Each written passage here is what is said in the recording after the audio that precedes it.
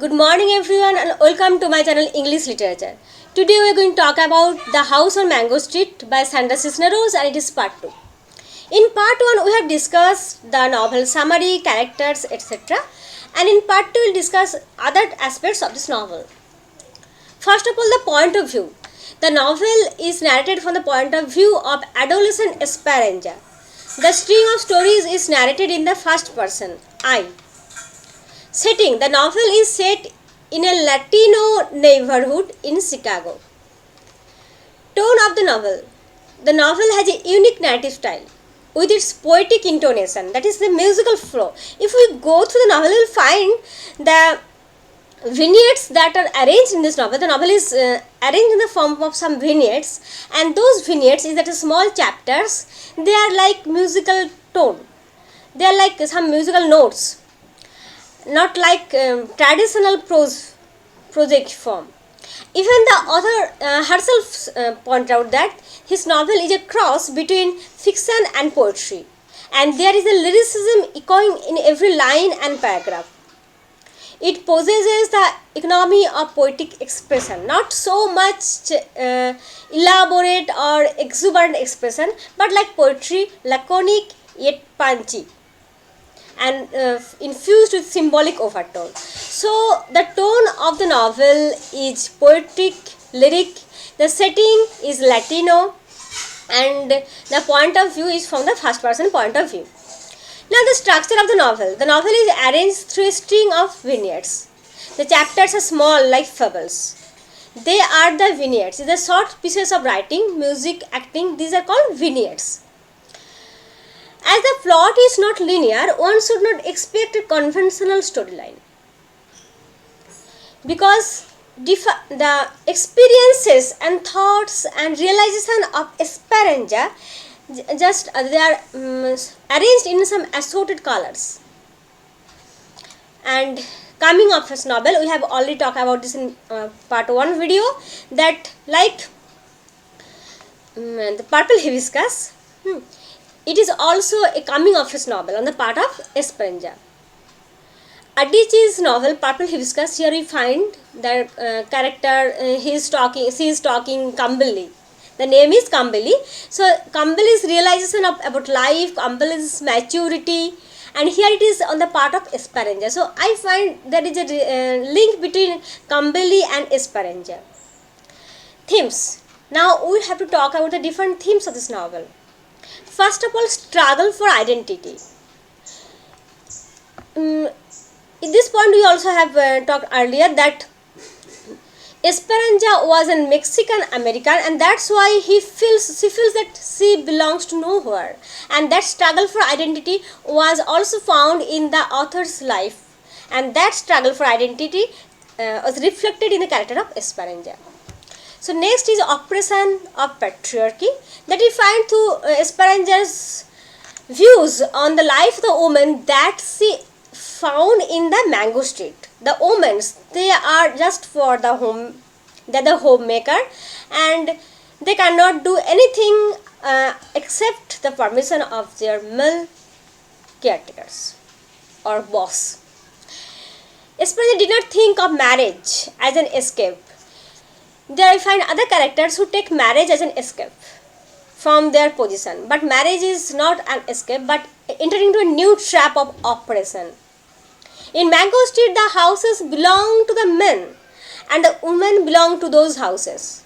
So this is the structure, this is the social paradigm where women have always to remain in the position of a inferior position.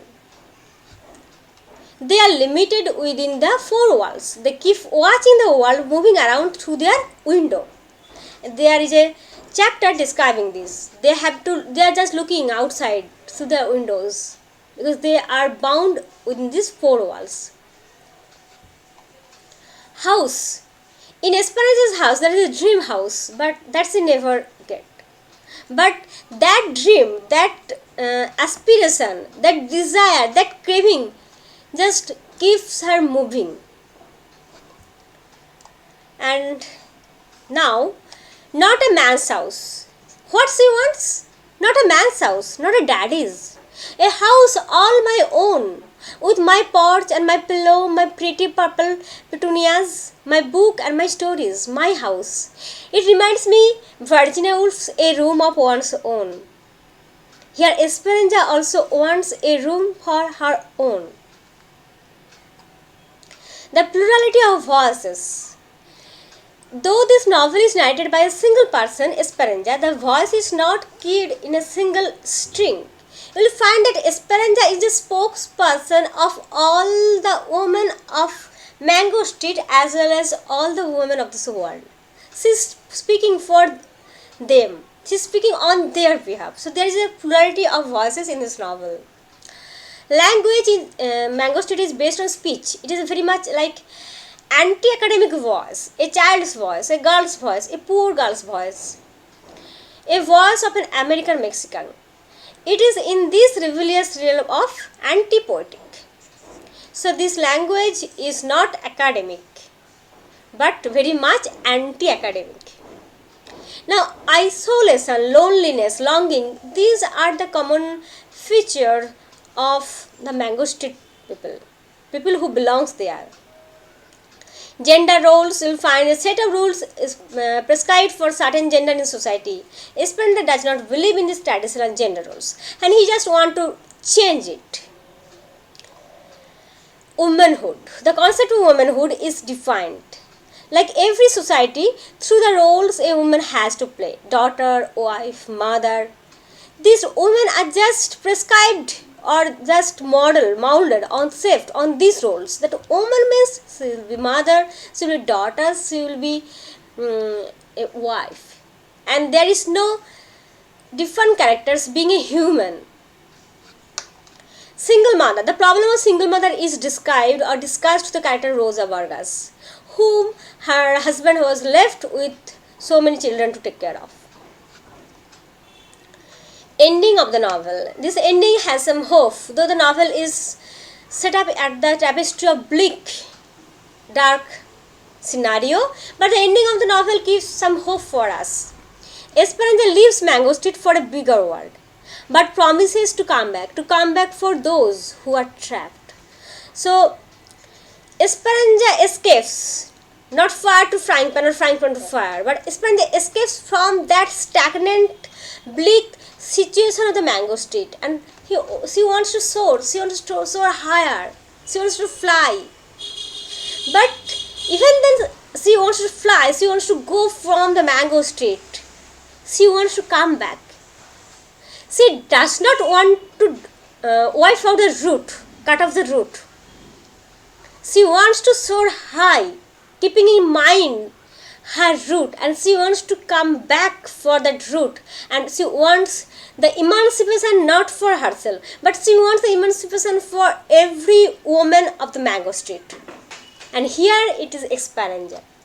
One day I'll pack my bags of books and paper. One day I'll say goodbye to Mango Street. I'm too strong for her to keep me here forever. One day I'll go away. So this is her dream. They will not know I have gone away to come back for the ones I left behind. So here I feel so happy with Esperanza. I feel so proud of Esperanza for the ones who cannot out. So Esperanza hopes to come out, hopes to escape, but she at the same time wants to come back for those who cannot come out. The ending demands worth consideration. Esperanza's determination to live and to come back, both are imbued with hope. Yes, both are imbued with hope. Esperanza wants to go back, to escape and again come back. Both are imbued with hope. We have to escape the stagnancy of our life to discard the tedium of existence. At the same time, we have to come back in search of our roots. And this is the ending of House on the Mango Street. Okay, now we finish Sandra Cisneros' House on the Mango Street. If you like to read the novel, you must go through it. It is really worth reading. And I am certain that you will enjoy Esperanza's life history.